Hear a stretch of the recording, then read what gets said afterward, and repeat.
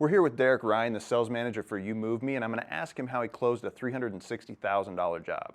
First of all, Derek, I just want to say thank you for booking such a large job, and we kind of wanted to ask you what goes into that. So where did that job come from? Yeah, so we were contacted by a group from out of town that needed movers. It started with a phone conversation, turned into an on-site estimate with a bid proposal that we had to put together a contract, how it was going to work, what our stipulations were, what it cost for each unit. With 170 units to move, it obviously took a lot of planning and doing something that large over 60 days and trying to make sure that everything was organized and put into place. There was obviously some challenges along the way, but being able to adapt and adjust just made it possible. And I think, when it started, we didn't know how big it was going to be, but it's turned out to be a great job for us this summer. Sure. And from what I understand, you went up against a few different companies, correct? Yeah, so the mandatory walkthrough, there was 4 other companies, so there was 5 total that were out walking through and then eventually bidding the job. Our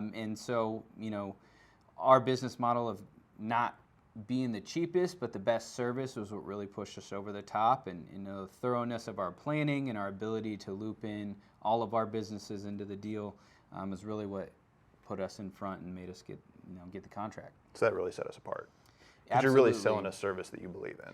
Yeah, I think all the other companies wanted to have them do work to get dumpsters and stuff dropped off, and with us having the ability to include 1-800-GOT-JUNK and provide that service and them not have to do that extra step, that's what really set us apart. And when you prepared it, did you prepare it like you prepare any job, like a $300 job, a $1,000 job, or was it special? No, it was special. It was completely different. There's a lot of, like I said, moving 170 apartments, the original plan being to do it in a month, and how many we needed to do each day, and really get mathematical with how it was going to happen. And then when it took longer than anticipated and how we adjusted and what we could get done, and nothing that we could have prevented. There was some hiccups in the beginning with their process because we kind of rushed it to get it booked. I think that you had to treat it different, and you had to come up with different ideas and different plans. And most days we were, being that it was supposed to be a March move and it ended up being a summer move, we were undermanned a little bit. So organization and what needs to be completed each day was definitely what made it possible. Very good. And the last question I have for you is, if you could give advice, maybe one thing you did really well and one thing you would change in the future to help them out, what would you do? Number one is, for the whole project, I would have a foreman on site. I would have someone that doesn't leave the building, that's just there every day, organizing, setting up the next day. And then secondly would just be making them give us the plan before we started the work. Because ultimately, once we got 2 weeks delayed in the beginning, that kind of set us up for failure, in the second month of trying to get everything done.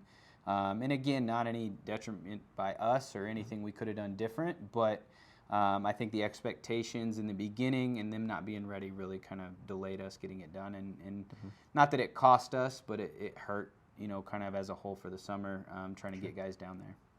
Well, again, it was well-needed revenue for the business at a very good time of the year, so I appreciate you doing that. Definitely contributed to $1 Million month, so I appreciate it, man, and keep doing what you're doing. Yeah, and then the last thing I would say is, it took a lot of time outside of the normal time of doing an on-site estimate. There was a lot of, putting a contract together and getting approvals, and then obviously, the boss's biggest concern of how are we getting paid and making sure that that was closed out on a weekly basis.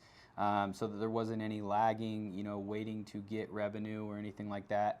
But at the end of the day, having things in writing and when changes were made and having emails and making sure that it was all documented really helped us have a leg to stand on when it came to pushbacks from the other side. So, well, great advice, man. I really do appreciate it, and we'll keep pushing. Thank you.